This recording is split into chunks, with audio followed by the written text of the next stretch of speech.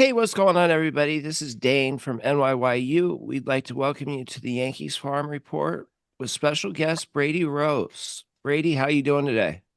Good guys, how you doing? Thanks for having me on. We're very excited about it. Los, how you doing this morning? I'm good, Dane. I'm good. Good. Go ahead. So getting right into it, Brady Rose, 6'5", 220. I don't know if that's still the case.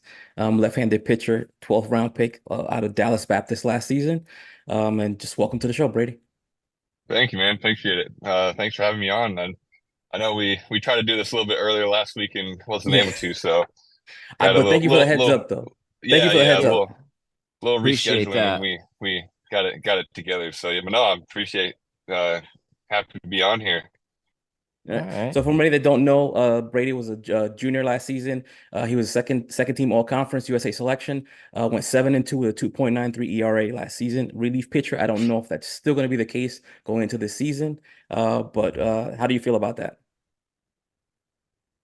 No, I think the last year was definitely probably the best college season that I could have asked for. So I mean, overall, I will say that we've gained a little more weight. We're not 220 anymore, so we've Okay. put on a little bit of weight since then. Hmm.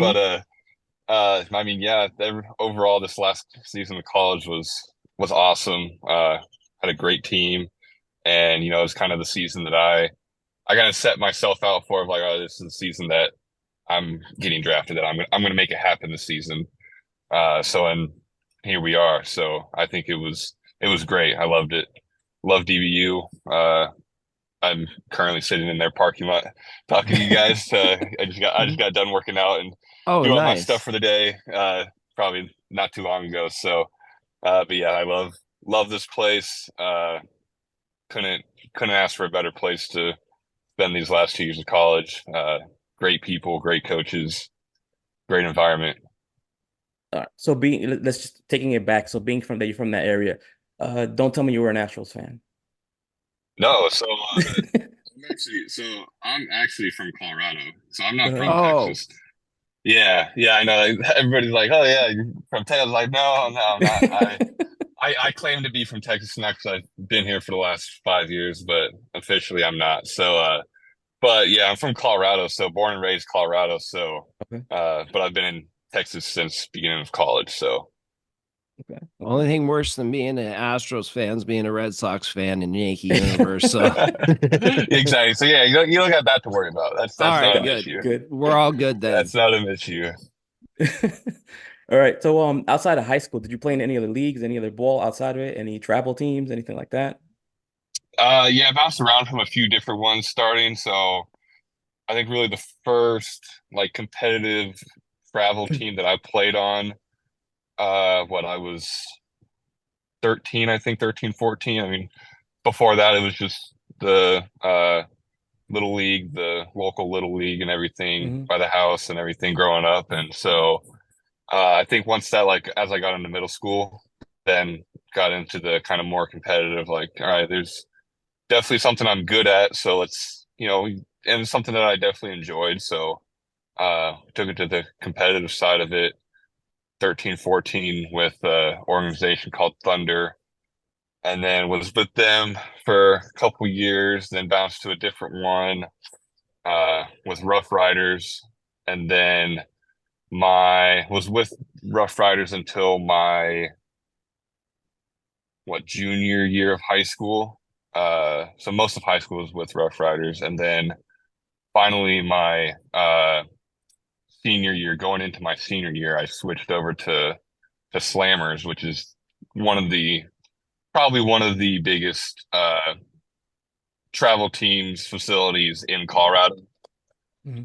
So switched there was like kind of I say that I was kind of late on like the recruiting process for college, but I really wasn't. Just it was just the kind of the timing of it all because I didn't really start that process until shoot going into my I think going into my senior year was when it really started, and it was pretty like it was bang bang bang, like it was pretty quick. I started with Slammers when played out in Jupiter, in Arizona, Atlanta, Florida, kind of played those big fall tournaments and showcases and stuff.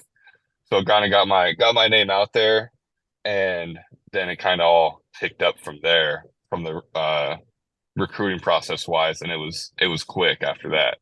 So you Did did you have a see few a big? recruiters.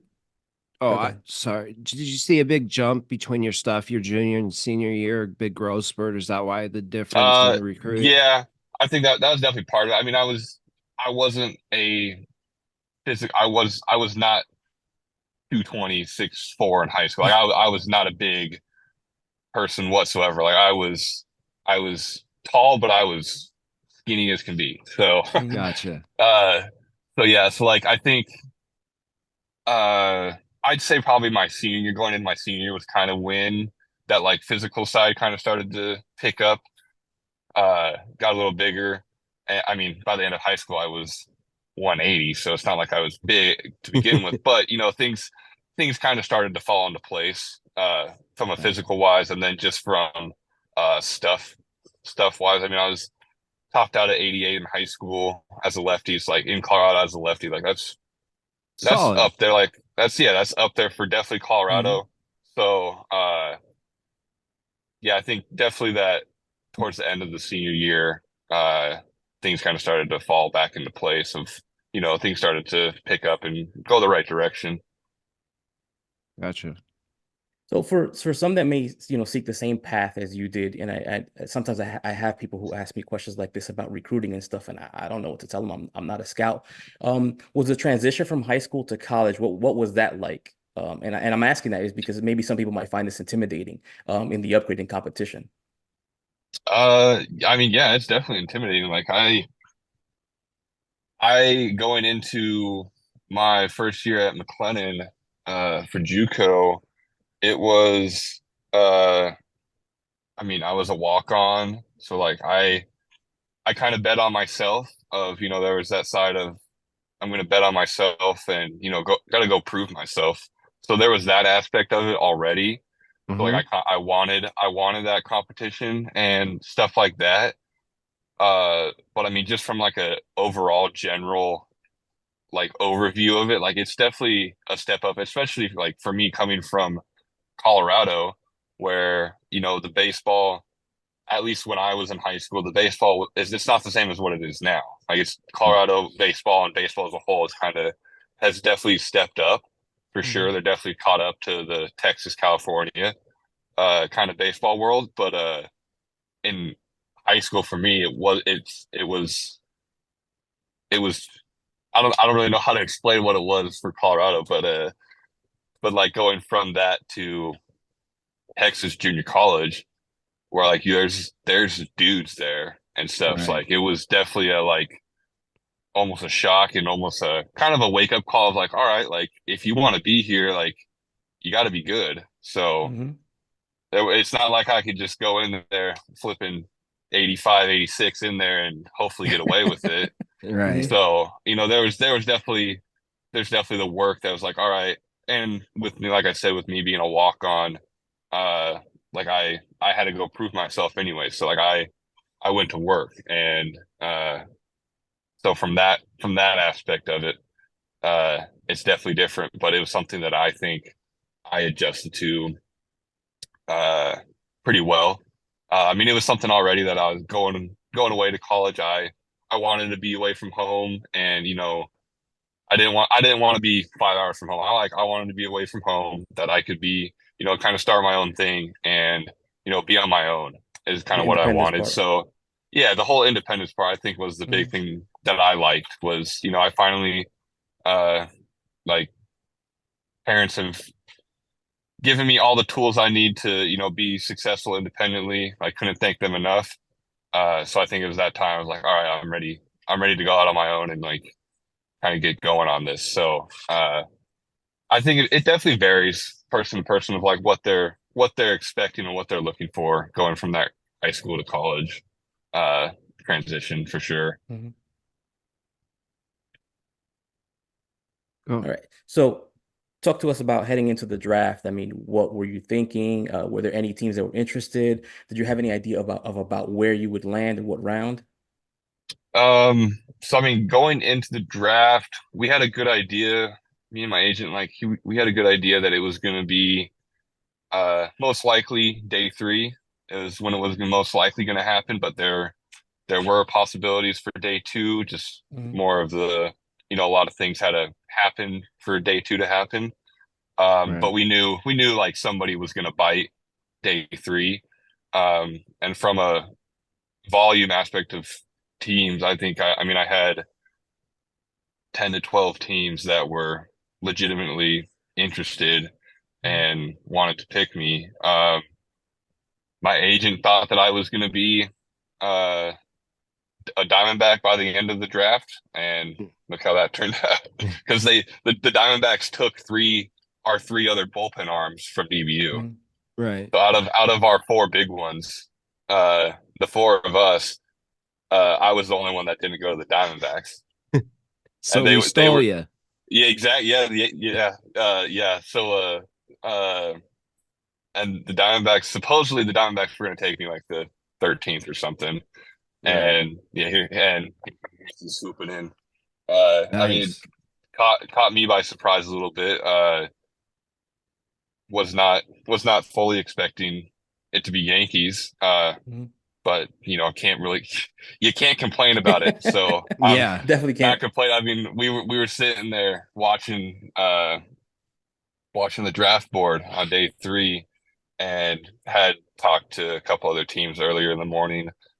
And then had talked to my agent. He's like, it's going to be pretty quick here, and we're watching. And one of my other teammates had just gotten picked by the Rockies in the 11th, so we were talking about that. And then we weren't even really watching the draft board. We were just kind of like I was kind of off to the side. And luckily enough, my sister was paying attention to it, and yeah, Yankees, and like I knew the Yankees were in. They were one Mhm. of the legitimate teams, uh, but on our list they were a little bit lower than some of the other ones. And so, luckily enough, sister was watching, and uh, here it comes with getting picked by the Yankees, and I'm like, it kind of caught me off guard, but a little bit. I was like, heck yeah, that's awesome. You can't really complain about that one. No, that's a I mean, this So this is this is getting to be my favorite part is hearing about from the draft kids like how they learned that they were yeah, picked mhm. because we've heard some crazy stories. we have. Yeah. We've heard I think Brock was on a golf course. What was the other one we heard? I think Zach didn't even know about it or something like that. Someone called him to Right. tell him. So, So I mean, shout out real quick to Dallas Baptist. I saw that they had 8 Patriots that were selected in this draft, which was probably I think the most for them, or the fourth Yeah, most in the nation. I'd say fourth most in the nation this last Yeah. draft. Yeah, is bunch of dudes. Yeah, DBU does a an excellent job at building guys and making guys into studs. It's pretty crazy, for a mid major that doesn't have where baseball is the sport there. Mhm. Uh, a private Christian school, like it talks for itself of, the yeah. coaches, the program, everything that goes into it, just the environment and the culture here. Like it's an awesome place to be. Their pitchers usually translate pretty well from what I remember. They've had some Yeah, yeah, success getting guys to the major leagues. yeah, So when yeah. you, We have, sorry, go ahead. sorry, no, after you got drafted, what was the pathway you took? Did you go down to Tampa? Yeah, so I got drafted, and then I had it's just a little bit under like a week at home just to kind of get myself in order, get things in order. And then I headed down. Yeah, then I was in Tampa from uh end of July, about the end of July till the like middle of September. And I was at the complex the whole time. And then we had 2 weeks off and then went back for instructs until uh end of October. So So we've heard some stories about putting guys in motion capture suits and all the high speed cameras they have at the gas station and all that kind of stuff. Hmm. Can you kind of tell us what they had you go through when you first got there? Yeah, it was pretty sweet. Like so, like I've been exposed to a good amount of technology just here at DBU, but I've never done the motion capture. That was something that I've always been interested to do, and so they that was kind of the big thing that I did was the motion capture, and they did it for all of us draft Right. guys, and yeah, they get you get down in your sliders, and they stick it's like 100 some dots reflective balls on you Right. and bunch of glue spray, and it's all sticky. It's kind of annoying to throw in. Uh, and yeah, they got you all wrapped up and all these dots on you, and you go throw a 25 pitch bullpen or whatever, and then they do the whole biomechanics analysis and got that back, and that's cool to see just from a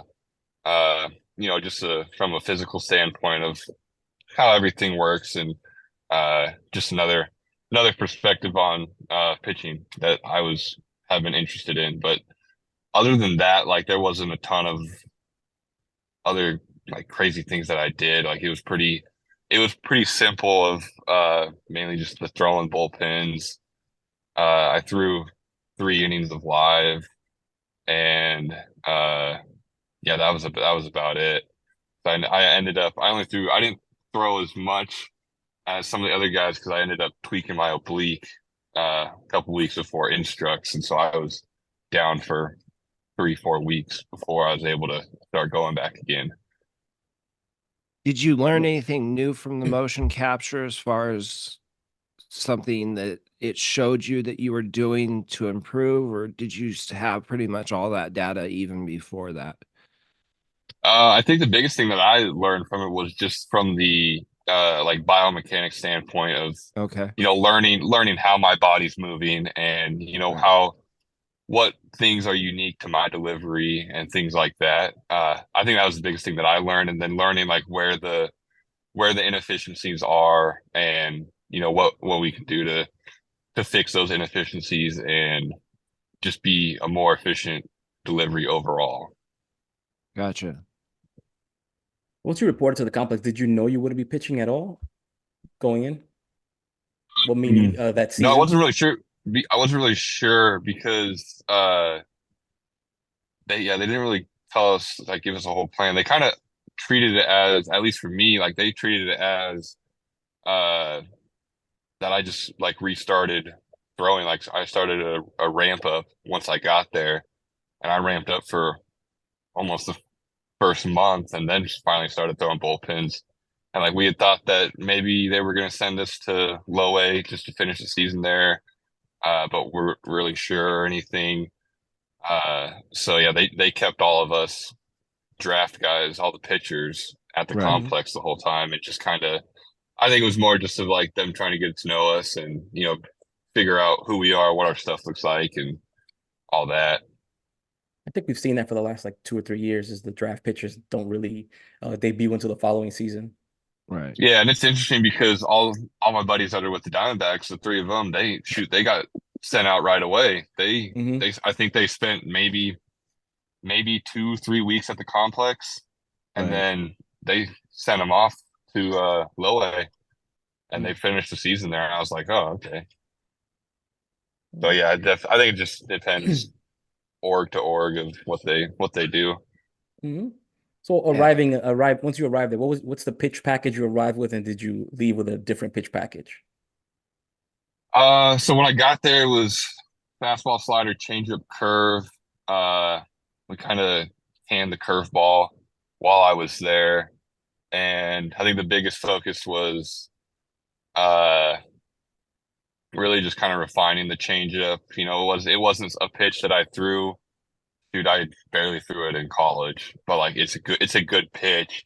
Hmm. I just I never had a really a major reason to throw a changeup in college because Right. I didn't really need it that much just Right. because of how my fastball plays.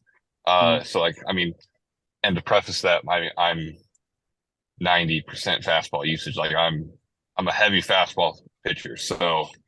Uh, so going in, like telling them that, like obviously they knew that looking from data and all that stuff, and saw that I had slider. So it's kind of more of, and during that time, my stuff was kind of, it wasn't as sharp and it wasn't as good as what it was. So it's kind of more of a me trying to get things back in order. Just kind of locking those pitches back in while I was there. And then, uh, yeah, once I left, it really didn't change. We just kind of got rid of the curveball. Uh, because they're like, it's not really, there's no really need for it if you have the slider. Mm. So then going in to the off season, my plan, just kind of like that, I kind of did on my own of like, this is what I want to get done for this off season was, uh, like keep refining the changeup, like be commanding it pretty well, uh, getting having the right shape on it. And like lately it's been good. Like it's where I think I want it. I think it's ready to go. Feel good with it. Slider has been good of just getting that shape back to what it had been during the season and getting that back. And then I've kind of been tinkering with a cutter. It's more like cutter gyro slider. Uh, Mhm. but it's more cutter, which I really like. I haven't talked to coaches a whole ton about it. Uh, which I need to get with them and see kind of what they're thinking. But it's kind of something that I've kind of got on my own of just like tinkering around with it of, something that I can throw into righties that will get in on the hands, and kind of keep them off the fastball. Uh-huh. Just because, even though I do have the changeup for righties, like, something that just goes into them harder than, uh, the slider, where my slider is more of a sweeper. And so, with the sweeper have more of a chance of, just running into a barrel. And so cutter just something a little harder that I can stick in there on the hands on righties. Uh, and lefties too. Like I threw lives the other day and lefty up and away, like great pitch. And he's like, that's good pitch if you could locate that up there. Mm. So yeah, other than that, like other than kind of adding the cutter, everything's been pretty much the same. The fastball slider change, and now the cutter, adding that into there. Uh, and so I think once I'm getting more and more comfortable with the cutter of getting the right feel for it, right shape and everything, and I think it'll be ready to go. Kind of be ready to show them it once I get to spring training and start using that. But other than that, that's really been it from a arsenal wise. Mm. Now, in the past, the Yankees have taken relievers and made them starters. Is there any possibility that they're going to try to have you start, or are they going to keep you as a reliever? Dude, I don't know. I really Okay. don't know. That's something that not didn't really get talked about, and which I mean, considering that I stayed at the complex the whole time, it probably wasn't something that needed to be talked about anyways. So uh, I think that'll probably be something that I'll probably learn about that once I get to spring training. Which I mean, I was a starter. I was a starter in JUCO and have been out of the bullpen the last 2 years of DBU. So like I've done both. Uh, Now which one do I like more? I don't know. That's what I was about to That ask. Which do you prefer? Yeah, I knew that. Yeah, and which one do I lately? Like I have actually really liked coming out of the bullpen more, but I like I also did like starting like you're on a a regular schedule, Mm. and that part. So I do tend to lean more towards the reliever side, but you know, I'm open to whatever. Now, tell us a little bit about your stuff as far as velocity, spin rates, that kind of stuff. Okay. So let's see. Fastball. I would be categorized as a oh shoot, how I don't even know how would I categorize it. Like ride run, you know, deceptive delivery. Like I have Right. more of a deceptive delivery, so it makes my fastball play makes it play harder than what it is. And yeah, when it's up, I mean fastball velo is 91 to 94 up to 5. Uh but it looks I mean, anytime I talk to a hitter, he's like, your fastball looks like it's 97, 98. It looks Oh, harder because just because of you're hiding the just ball. one not I don't think I hide the ball that much. I think it's more of just the, just my release of Mm, the combination of I am kind of a higher 3/4 slot, but Right. I still ride the ball and I still run it. mm, So just the kind of perceived velocity is harder than what it actually is. Like I don't spin the ball crazy. Like I'm 21, 22, maybe 2,300 at times. So spin rate wise, I'm not spinning the ball like it's pretty normal spin rate wise. Like Right. I'm not spinning it 25, 26. Like I'm not spinning the crap out of it.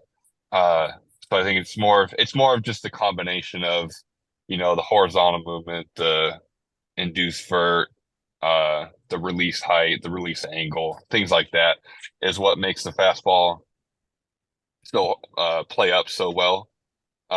So I mean, like I said, in college, I was a dude. I don't know what the number is for exactly, but I could guarantee it's probably somewhere between 80 and 90% fastball usage Okay. if I had to put it there. So that's why I was all in college. And then the slider, like I said, more of a sweep. The throwing it 76 to 80, something like that. Uh, more of a sweep profile is what the goal is with it. But at times it can get gyro-y and a little more depth.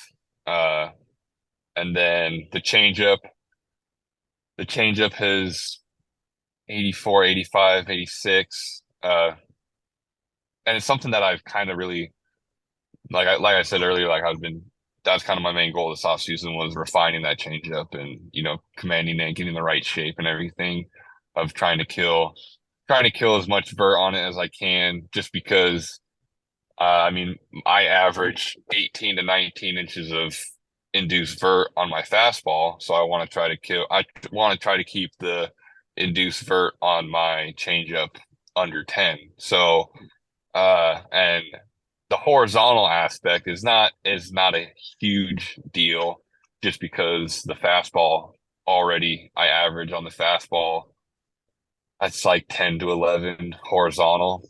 So I already the ball's already running away. So on the changeup, as long as I'm killing the vert and uh keeping the horizontal similar to a fastball, like that's really the big goal with it. And so I ended up switching. I've actually been switching the changeup grip around and have gotten more, or I say gotten less vert on the changeup. So that was kind of a cool thing to mess around with. And then the cutter. I mean, I threw live the other day, and my cutter was 84 to 86. Uh, and so that was the best my cutter has been since I've started throwing it. And so, yeah, I mean, overall, I think the pitch package there's good things about it. Sounds like it. It sounds like you're well aware of, what you're doing on the mound, especially since you have all the data for it, which is great to hear. A lot of times, Hmm. Yeah. pitchers are just throwing, and you're aware of what you're throwing, how often you're throwing. You're aware of, how much break you have and all the velocity, the spin rate, which is good to hear.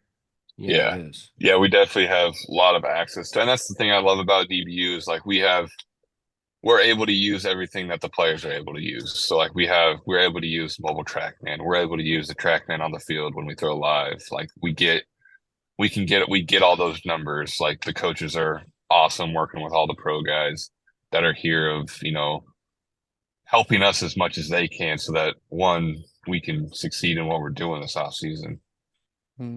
That should make your transition to the major leagues much easier, having already worked with those numbers and that kind of thing. Yeah, for sure. And that's something that DBU does a good job about, because that's what it was when I was playing here, that it's, we would get our after action reports after every outing, and we would get all those numbers of learning, all right, this is what you want your pitch shape to look like. This is what it is now. So, or this pitch is disgusting and you threw it at this, and this numbers. And so like being aware of that stuff and knowing what that stuff means and knowing what those numbers do I think is a big thing to know. Cause I mean, like every bullpen I threw at the complex, I was on track, man. So like, it's good to know what you're looking for and what to look for, instead of just going up there ripping it and you're like, well, hopefully it's doing what it should be doing. Yeah. It's good to have the data. Yeah, Absolutely. yeah, for sure. So growing up, did you have a favorite player you emulated or tried to emulate? I always find this the hardest question to always answer, because I've never been able to give a one solid answer. You know how everybody's like, oh yeah, this guy, like you're just off the rip. Right. I've never been able to do that. Like I like watching Max Fried, of course Kershaw, Andy Pettit. Yeah. Like I mean, there's a lot of guys that I like to watch. You So don't get dock points if they're not Yankees. yeah, I mean, I will say, growing up, there are probably not a whole lot of Yankees, because There wasn't a lot of Yankee left-handers growing up. yeah, obviously the one I can only think of is Pettit, because his That's what he saw.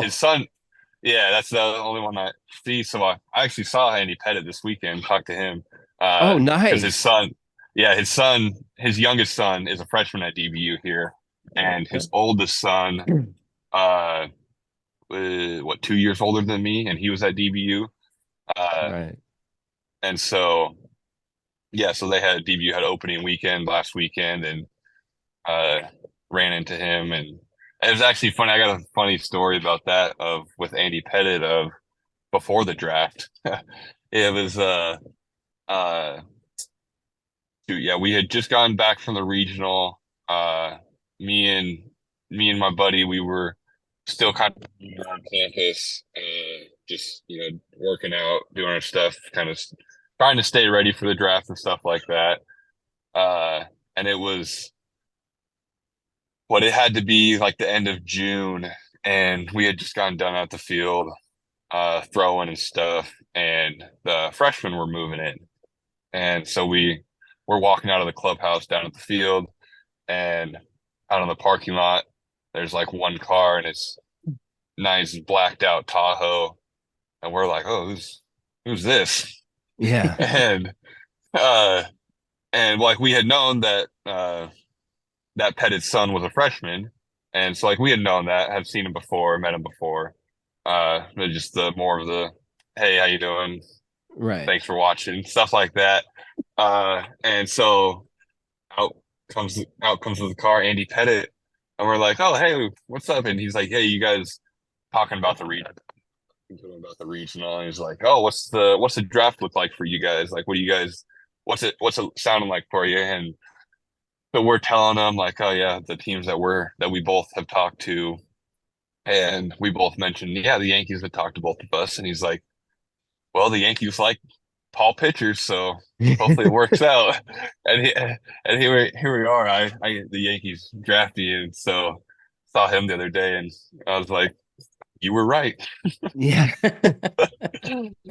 So, but yeah, that's cool. That's cool to get to see him around. That's like